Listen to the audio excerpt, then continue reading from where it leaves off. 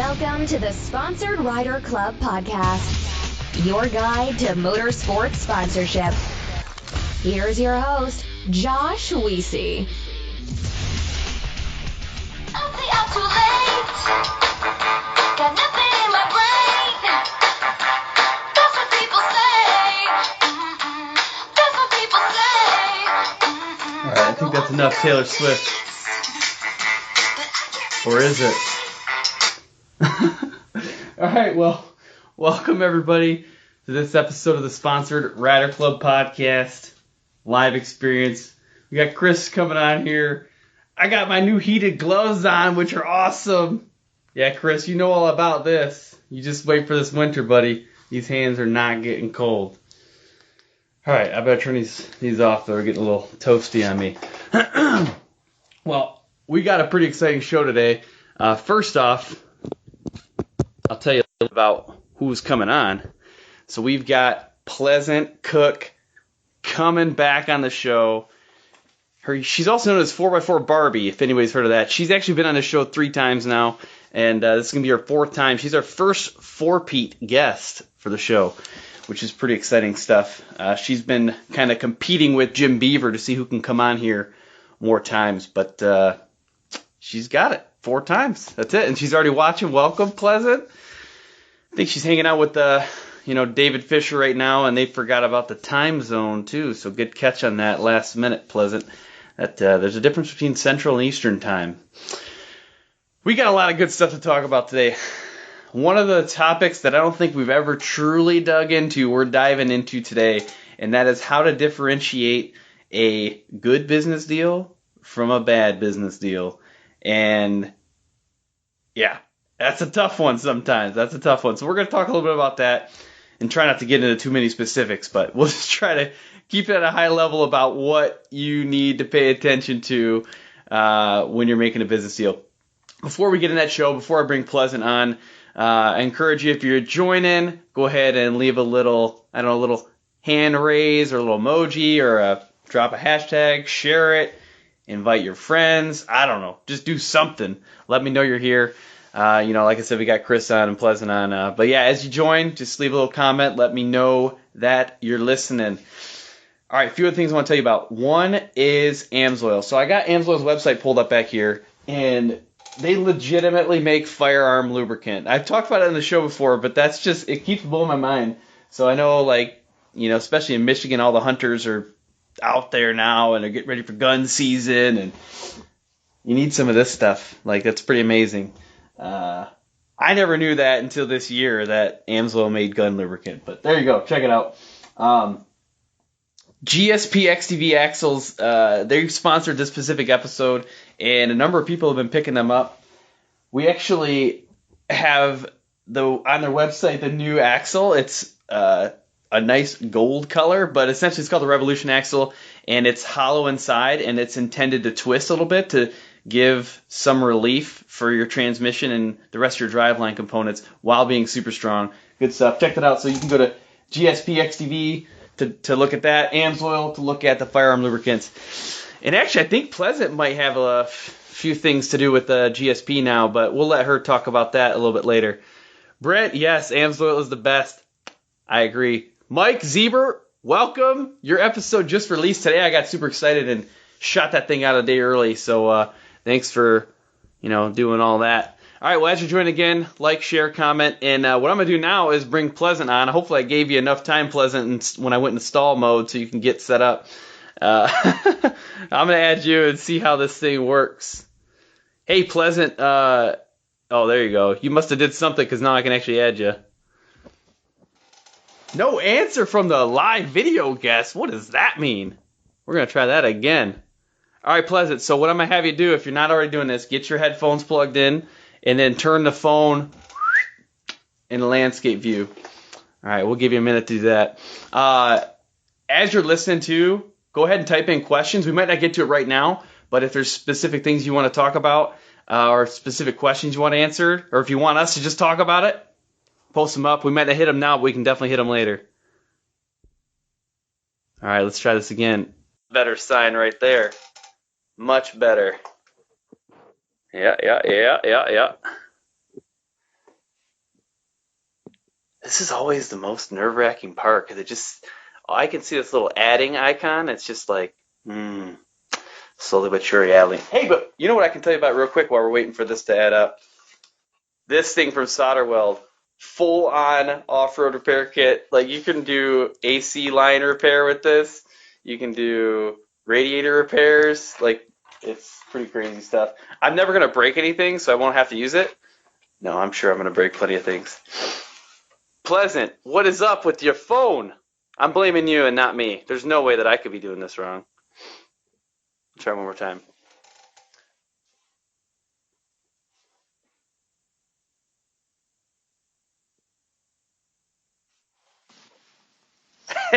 Hey, Hey! we did it. I was trying to figure out why it wouldn't go sideways, and I remembered I had my little screen lock on, so. There you go. That's right. We got it, though. We got it. Well, welcome. How's it going? Pretty good, pretty good. Yeah, I was laughing. We were sitting at dinner, and I was like, I'm pretty sure it's Eastern time zone. We're in Eastern, aren't they? And I'm like, no, we're Central. But we just came back from Florida, so we were in Eastern. But Yeah. we just got back yesterday, so still taking me a minute. The whole traveling thing really messes with your head. If people don't do it regularly, like, you completely forget about how challenging it is to keep track of time zones. That's no Like, it's lie. a mess. Yeah, it's a mess. Look like Jackie Sue, welcome. I hope that Sunshine is watching too. Did you know Sunshine? Did you meet her at Heydays? I don't believe so. So I think she just turned 7. And Jackie, you can, if you're still listening, type that in there. I think Sunshine is 7 years old. She just got picked up by Arctic Cat as a rider, and That's legit. so much fun. And she is like straightforward to the point. Like, if your product's not good, she's gonna tell you. Yeah, Sunshine is here. Great, and I think she just turned 7 as well. So happy birthday, Sunshine! Happy birthday. All right, so Pleasant, you are now the first 4-peat guest. What do you think about that? You have now made it in life. I broke my record, guys. So excited. And you're not following Jim Beaver anymore. He's following you. Now he's following me. Yeah, it was our joke. We seen each other's emails. I was like, okay, I think you're just following me everywhere I go. So now he's going to be following me online, too. Yeah, definitely. Well, what I want to kind of kick things off with, I want to get up to speed on some things you've been up with. It hasn't been that long since we talked. We talked last, and we were in person at Heydays, which is September 8th, I think. Yeah, something like that. Something like that. So it's been a couple of months. We usually like to do this every week, 8 weeks now. I think that's kind of like our cadence. But so either way, a few things have happened since then. What has gone on in your world in the past 8 to 10 weeks? A lot of things, honestly. I moved. But Yeah. so I've actually switched through a couple teams. I got signed to do the desert racing with Bold Racing. Thank you guys again. So I'm super excited about that. I ended up switching from another team back to just being by myself, racing my own Yamaha. I was going to be on this one team, had business deal, like having contracts figured out and stuff, and then everything ended up falling through. So now I'm just going on my own again. So that's kind of where I'm at right now. Nice. Working on getting proposals and stuff ready for my Yamaha, so pretty excited. Nice. And are you selling GSP XTV axles now? I am. I just became a dealer with them about 2 weeks ago. Nice. I don't know if you saw it. You were probably getting your stuff set up, but I got the GSP XTV, the Revolution axle pulled up behind me. So I'm assuming that's what you'll be running, right? The Revolution? I believe so. We haven't really gone over many details yet about which one's which and all the kind of the info on them, but I've been traveling like nonstop since I talked to Jimmy. So yeah. Well, that's good stuff. And for people who don't know, Pleasant's done Mini Monster Truck. That was kind of where she got started. And she recently did a desert race with Bold Racing, and she's been doing some short course stuff in UTVs. So, I actually did post, if you're listening right now and you haven't heard the original episode, I put your first one in the comments, but you've been on 2 others since then. So just, to be safe, everybody, if you haven't heard the show before, just go through and download all of them. Just download all the episodes, just in case you don't miss any of them. I mean, you get caught let's up. see. Yeah, exactly. Let's see, we got a few other people joining too. We got Wes Davis that jumped on. We got Laura Evans. We got Glenn Peterson. We got Brett Bennett, Daryl Gibson. Oh, and Daryl just asked, desert or short course? Both. Both. Right? I'm about that. All the racing. All of it. Rohan is joining. Now listen to this. So Rohan is in Australia, and he runs, I think it's a Class 10 car, Rohan, but he is listening to this, I think, via just audio only, because he's trying to be like at work and listen, but he can't have the phone in front of him, but he can listen to things. So Yeah. appreciate you going through that effort. Oh, that's pretty awesome. Yeah. Well, hey, we got a question right off the bat, too, from Brad Mays. What's the name of your company, Pleasant? Let's say my company, High Ride and Off Road. So we're like a dealership out in Missouri. It's like 2 hours south of St. Louis, Cape Girardeau. I've been doing a lot of like mostly online sales and doing drop ships and stuff, but we do like tires, wheels, lift kits, razor parts. We also have like some like razor lift kits and stuff for people that don't like race, but that's more into like the mud bogging type life, I guess. But yeah, we offer like a lot of aftermarket parts. Dual steering stabilizer. Yes, kits we do for those Jeep too. Wranglers. We do offer lots of just Jeep got mine parts. installed. How you like Yeah, it? for people who don't know, I'm now a Jeep guy. It's been like a week and a half, but I'm supposed to get super obsessed with it, I'm pretty sure. So Oh, he's a that's where Jeeper. I'm heading. Well, hey, let's talk a little bit about the topic that I wanted to bring up here, and that is how to differentiate a good business deal from a bad one. Like, whew, that's a tough one, but it's been on my mind. Yeah, and I was even thinking about it all day, and I'm like, honestly, I feel like the business deals are like a relationship. It's like a boyfriend-girlfriend deal. Yeah. So, like, you kind of have to look for the same red flags that you would look for in a guy. You have to make sure everything's going to be 50-50. Everything's going to be, you guys want to be partners. You don't want to be, I'm going to be working for this guy kind of thing. You want to be partners in everything. And if something doesn't sound right in the beginning, it's not going to be right throughout the trip or throughout it. Yeah, the first thing that I thought of for this was kind of what you're alluding to just now, that funny feeling. Like, something's a little if off you're here. questioning it, you shouldn't be in it. I've learned that. If you think about all the relationships you've been in your life, there's sometimes where you run into ones you're just, you second guess yourself. You're like, I'm sure it's fine. It's just me being silly, And I'm just overthinking it's like, things. Yeah, and then you're like, oh my gosh, I knew this was happening the entire time, and I just let it. Why did I just let it happen? Exactly. So have you had that before? Yeah, actually. I've seen like a little red flag at the beginning. I'm like, that's not so bad though. Like maybe I'm just thinking it wrong or something, and then comes up later and it keeps coming up and it keeps being an issue, and then like to the point where it's like, no, this is not going to work out because it's always going to be there. It's always going to be like staring at you, like whether it's like just straight up disrespectfulness or if it's just like this lie or if you just have this like weird feeling, even like it's always going to be there. Yeah. Well, Jake just threw out a question here. Jake Coleman did. Actually, a couple people have him, but Jake's the one that I actually saw as it flung by. Without saying company names, do you have an example of one that didn't work out? And if not, I know I can get into one too. Yeah, I mean, I've worked with a couple companies that just wouldn't respect me as like who I was. Like they would kind of see me for the outside, like, oh, she's either really young or like she's a girl or she might not be serious. Whenever I was little, I had like one company I was working with, and they're like, are you sure you want to do this? Because this is going to be a big commitment, and you're pretty young, so like you have to be committed to doing this the rest of your life. And even though I'm like, yeah, like that's what I want, they didn't believe me. So then it was kind of like a thing where like they have to they have to know your like I guess your want, like they have to respect that. And some people don't, like they just see the outside, I guess to say. Yeah, and the example I was going to give is just something where, and the reason why I brought up the weird feeling is there's been a time in the past for me, and I was like, I can write this down, and it's going to make sense.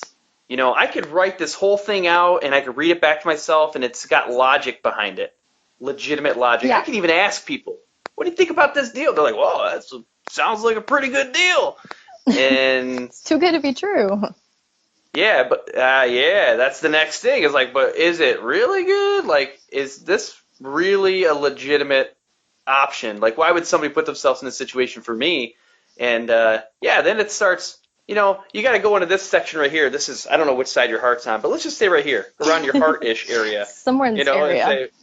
And say, what's going on right in here? And if I tend to look at that and say, I need to follow what my heart is telling me, maybe more than what my brain's telling me sometimes. You have to always go with that gut feeling. Yeah, well, we got a few other people that joined too. It looks like Kenny Mash, Eric E. Money. I like it. Hey. Eric Nelson, Jake Midden, Joey Sylvester. He's been on the show before. Oh, hey, Joey, I know him. Yeah, what's up, Joey? I can't remember which live one he was on. Actually, I think this is like my 19th live show. Joey might have been on one of the early ones, like number 10 or something. Oh, sweet. Yeah. You made a comment a minute ago about contracts. Whether it's being a little too strict or not strict enough or one-sided or... Yeah, that's like do you have any examples? I know you have an example, but do you have any examples of that? Yeah, so like if you're like reading the contract and if there's like a lot of gray area, like a lot of gray area, and they're not using specifics and specific words, you always have to be watch out for that because sometimes those contracts aren't legit because I always feel like, and I've talked to many lawyers and stuff about it throughout the years, like if there's any gray area at all, they don't like gray area. They don't like to have anything to argue out. They want everything to be strict and written down. Like, okay, you got to be at this place, and this place. They want everything written out. They don't want, we got to be at racist. No, they don't want that. They want everything written. And I've kind of figured that part out throughout the years, I guess. So, yeah. That, and then like even the one-sided thing, if everything seems to be like I said earlier, everything's got to be like 50-50. Like you got to be partners in it. There can't be, I get 60%, you get 40% because I have to have the last, I have to have that last little bit to tell you what's going on. It's like, no, if you you guys can't trust each other, then it's not going to work. It's not going to be legitimate. Mm-hmm. I'm telling you, it's like a relationship. Yeah.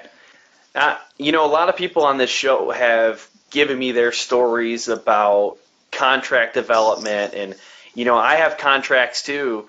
For example, with AMSOIL, I've got a contract with AMSOIL, and it was the most pleasant, no pun intended, it was the most pleasant experience, right? Because they were legitimate about everything. Like, hey, this is what we'd want. I was like, Dad, it makes really good sense. And this is kind of what I'd want. Oh, yeah, okay. Yeah. Let's tweak this, tweak that.